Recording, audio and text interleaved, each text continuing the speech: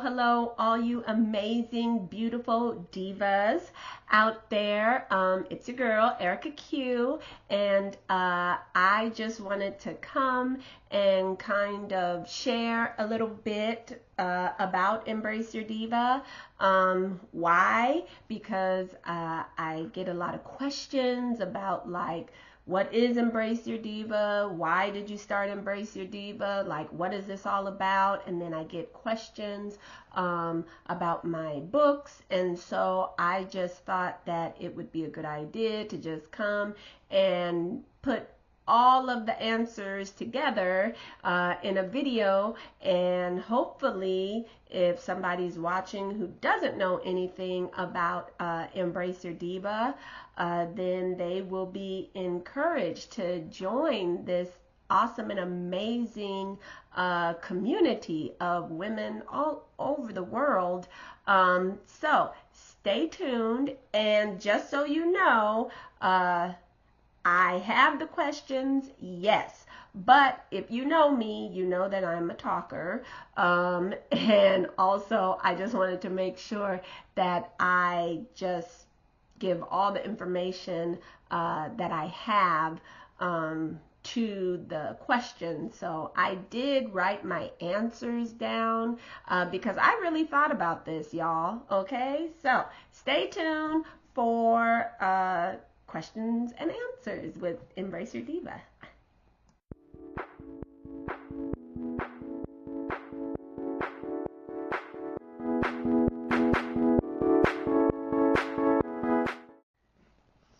Okay, so how did I come up with Embrace Your Diva? Well, I never believed that anything God inspired is like something that you come up with. At least that's how I feel. So I just believe that this was something given to me by the Lord. And actually the crazy thing is that I was looking back and thinking about when I first started or had, talked about Embrace Your Diva to somebody. And I was trying to start a little connection group or neighborhood group at my church. And actually, I remember in 2012, oh my gosh, that's like 14 years ago. I remember in 2012, I went to the pastor that was over the small groups ministry, and I told him about this Embrace Your Diva. And he was like, okay, that's really nice and cute, Sister Erica, but it was the whole connotation behind diva, and he was like, okay, well, diva, and then you have Beyonce, and then I was like, okay, but that has nothing to do with it. I said, because each letter, each letter stands for something. The D is divine, I is inspirational, V is victorious, A is attitude. I said, so it's about embracing your diva, your divine, inspirational, victorious attitude. I had a whole spiel. I had little cards and everything made up. I remember talking to him about it, and he was like, okay, in a nice churchy Christian way. He was like, you need to come up with something else. So I kind of just let that fall to the side, and then it's not like I had a team of people or anything, but you fast forward to 2016, and there were a lot of transitions in my life at that time, and then here comes Embrace Your Diva back up to the top. And then I did write this down. Remember, I said I made myself some notes, but one day God just checked me in a loving father's way, and he was like, you know what? Remember, because I was like, okay, no, not going to do anything with Embrace Your Diva. No, that's not me. First off, women's ministry, not me. I love y'all ladies, but sometimes y'all are a bit much. So I was like, this cannot be my calling to be working with women. But here we are in 2026. But, he reminded me about the whole diva word and how it had nothing to do with the world or anything else, but it had to do with women embracing who they were truly created to be. And so I put that, it's about remembering who you are in Him. Embrace Your Diva became my way of saying to women, sis, you do not have to shrink, okay? You do not have to quiet your voice, but you don't have to apologize, for who you are. You get to stand in the fullness of who God created you to be. And so that is where Embrace Your Diva came from. I feel like I didn't even answer that question. So it started in 2012. It's not like I had some spectacular dream or anything, or like I said, like I had a team of people, but just something that was birthed in me in 2012 and then kind of just didn't go anywhere. And then 2016 came back around strong in effect, and then it kind of dwindled off there. Life happened, and then God had to just keep reminding me that, oh no, this is what I called you for and who I called you to be. And my biggest thing always is that, I don't care if I don't reach, millions of women. If something that I say reaches one woman a day, one woman a week, one woman a month, one woman a year, then I'm satisfied. And I know that God is satisfied anytime that we are walking in what He has called us to walk in. So, yeah.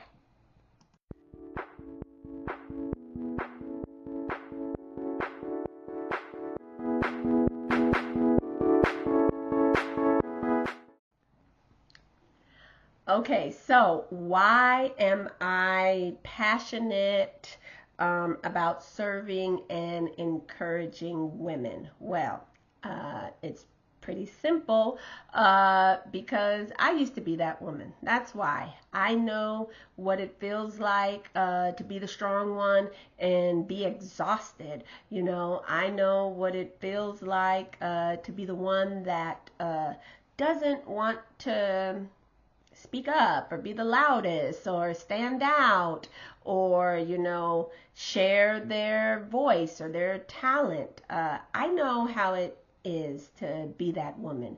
And I can definitely say as I got older, life shaped me. And so I just think that it is so important, and I did make a note. I understand and know what it feels like to question your calling and your voice and your abilities and your talents and all of that, your worth. But I also know what it feels like when God breathes life into everything that you are and everything that you will be and everything that you can be, and you understand how capable and called and awesome and amazing you are. And you know what? I did put here, women, we carry so much. Family, responsibilities, work, school, ministries, businesses. And so all of that sometimes can be overwhelming. And then also sometimes as women, we wrap our worth in what we do or the roles that we have. Okay, I'm a mother, so I wrap my worth into that. Okay, but what happens when, your kids get older and they leave your house? Okay, if I wrap my worth in my job or my business, what happens when I'm no longer at that job or I don't have that business? Then there goes my worth. And so I think it is so important because my passion comes from wanting women to feel seen and heard and supported and spiritually strengthened. I think that's a big one for me. And I want women, of course, to know that they're not alone. I mean, that's the worst thing ever, to go through something or be feeling a certain type of way and you think that you're like the only one and you're on an island by yourself. I think that it's not really, at this point, it's not really ministry to me. It is ministry, but like it's just personal. I just love women and love to see women happy, successful, doing what God has called them to do. I was a cheerleader in school and I still like to cheer ladies on for what they're doing. So that is where my passion and drive comes from, to serve and encourage women.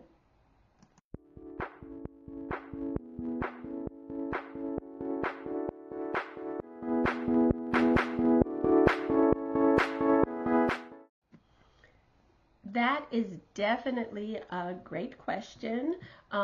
What prompted me, or why did I write my devotional and my Call to Confidence book?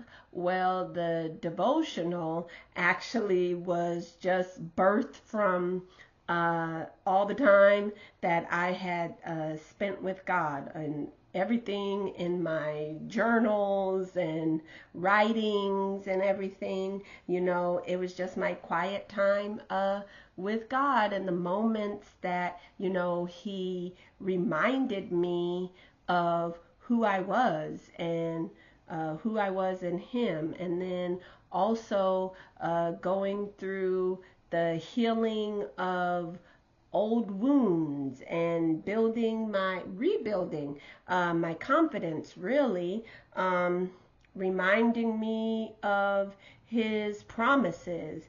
And so I realized that, what, other women, they probably need those reminders too. They probably need those daily anchors. And so that's why I wrote the devotional, just 30 days to just sit with God and reflect and affirm who you are as a woman.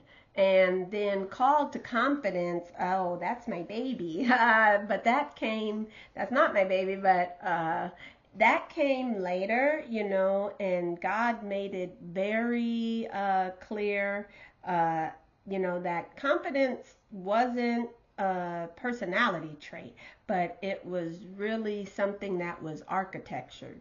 And not only was it architectured, but it is something that is built by Him.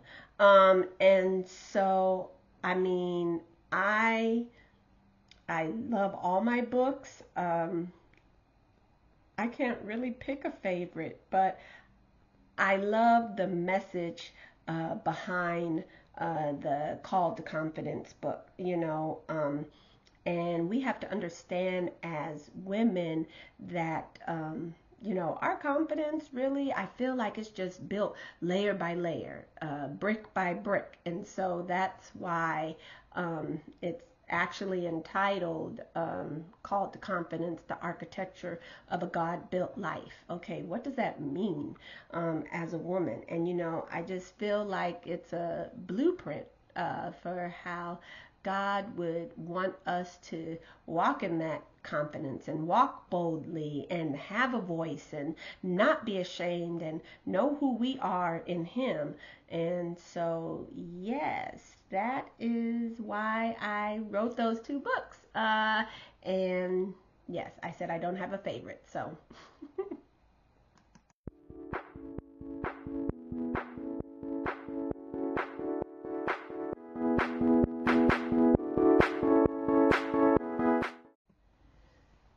When I saw this question and I saw a couple of others that were pretty much the same, I just said, you know what, I have to answer this question because I think this is very important. And so what do I feel and think that women need most right now?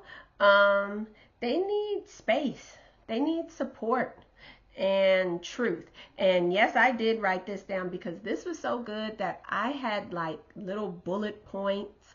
But I think that space, support, and truth is what women need right now. The kind that reminds them of who they are and who they are becoming.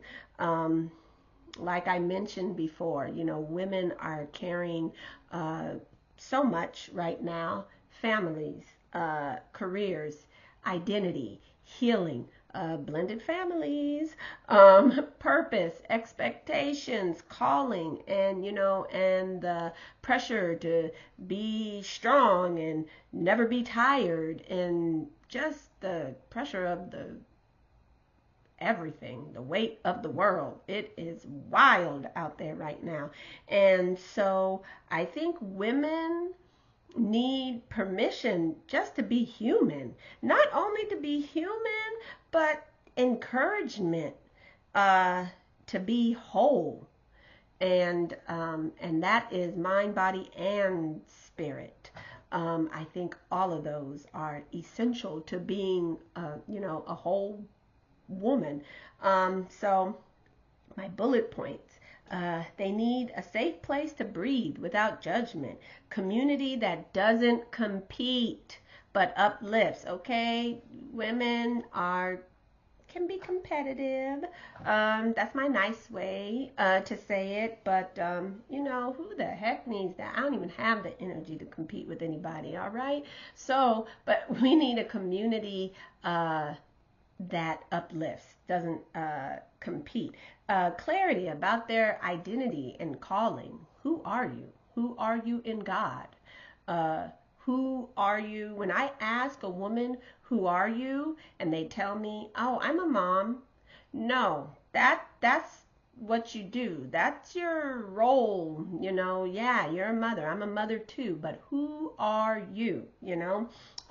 Rest without guilt. That's a big one. Okay, confidence that isn't tied to perfection, a spiritual grounding that reminds them that they are covered, chosen, capable. I think women need that right now. Women need to know that they're not alone in things they don't say out loud. All right, that they are seen, that they're heard, that they're valued, that they're supported. Those are the things that I think women need right now. And they are not just what they do or who they do it for, but knowing who they are. I'm just going to continue to say that because I think we have an identity crisis, most definitely. We don't know who we are as women of God because we're too busy trying to be like somebody else, okay? But this is not a sermon or a message. I'm just answering questions. And then I think more than anything, women need truth. The kind that cuts deep. Like sometimes people need to get in your business. And that's okay. Guess what? That is okay when it's coming from a true, authentic place. Okay? Don't think I'm better than anybody else.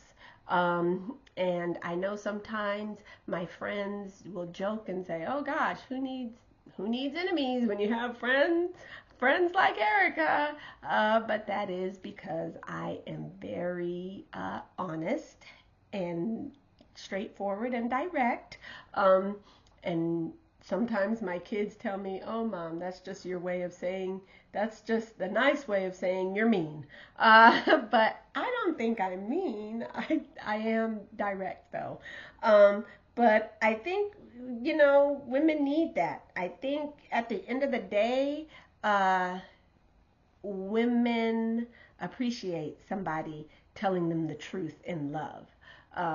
The Bible, one of my favorite scriptures in Proverbs, I think it's Proverbs 4:26. Do not quote me on that. Check it for yourself. The Bible does say, study to show thyself approved. A workman needs not being ashamed, rightly dividing the word of truth.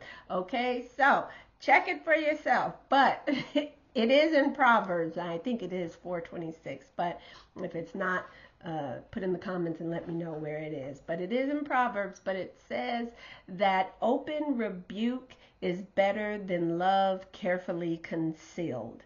Okay, when I got revelation of that verse, I was like, okay, all right. And that's one of my driving forces behind Embrace Your Diva. Like, I love you, but I love you enough to tell you the truth. I love you enough to respect and honor who you are right now on the way to who you are becoming. Okay, so yes, open rebuke is better than love carefully concealed. And I think that women need to know that they're enough, and growing is great. You have not arrived. I haven't even arrived, okay? Not that and who knows if any of us will ever arrive before we are called home to glory. But, when we're allowed to evolve, okay? There's nothing wrong with that. I am not the same woman now that I was in my early 20s or my early 30s, okay? So, I think that is what women need. They need all of that I just said, but I believe that women need a reminder that they matter, that they're not behind, that they're right where God needs them to be, and that they are still becoming who God has known them to be and created them to be from the beginning. So, yeah. That is my answer to that question. That's a loaded question. All right, or at least that's a loaded answer.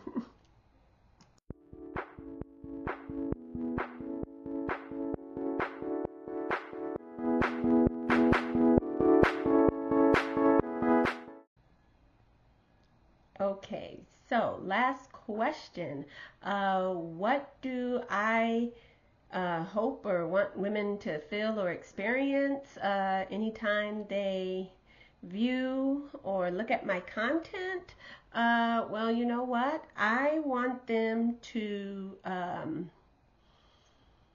feel safe, to feel seen, to feel strengthened, to feel heard, to feel like they are not alone, to feel like it's a space where they don't have to pretend or be perfect, or perform. Yeah, that is what I want women to feel. I want them to feel empowered. I want them to feel beautiful. I want them to feel loved. And I want them to feel valued. And then I put here, because my notes, I want them to feel God's love in a real, practical, everyday kind of way. And not just church language, because guess what? I have to understand that not all of the women that view or watch or listen to the podcast or have read a book, not all women are Christian women, but what we do have in common is that we are all women. And I love the Lord. This is a ministry for sure, and it's definitely built on the Word of God. But it is very inclusive in the fact or the idea that it is for women, all women, not just Christian women, not just women who go to church, not just women who speak Christianese, okay? But it is for all women, because hopefully in listening to the content or reading a book or talking to another woman, then there's a transformation that takes place. We evolve together as women in this community, and so we don't stay the same way. And so I think I always want women to feel that I am relatable. I mean, I have experienced many things in my life, so there's different types of women that I can talk to. I haven't experienced everything, but guess what? If I haven't, I will find somebody that can. Because I think that is a big thing with women. I think about the Mean Girls movie, and you can't sit with us, and it's just a exclusive clique, or just the popular girls, or just the in crowd, or whatever. But Embrace Your Diva is for all women, because what does Diva stand for?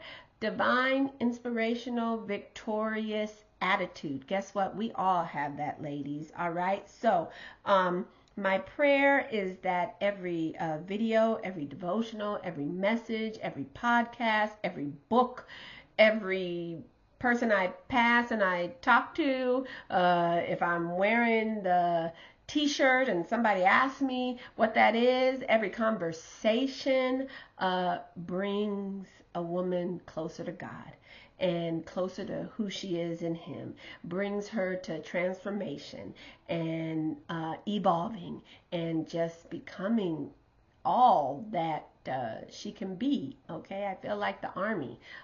Is that the army? Be all that you can be. Anyways, I want women to walk away knowing, and I am going to read this part. You matter. You're not alone. You're allowed to grow. You are allowed to rest, girl. All right? That's a big one. You are allowed to be confident, and you are allowed to embrace the woman God created you to be. So, like I said, if my content reaches 1 million women or just one woman, I'm satisfied. If my content makes one woman or 1 million women stand taller, feel brighter, feel stronger, more empowered, more valued, more loved, then guess what? I'm satisfied. God is satisfied. And I feel that I am doing what God called me to do. So, yes, that is it. Thank you so much. And if you have a question that maybe I didn't answer here, then feel free. You can always email me, send me a message, comment. But yes, thank you so much.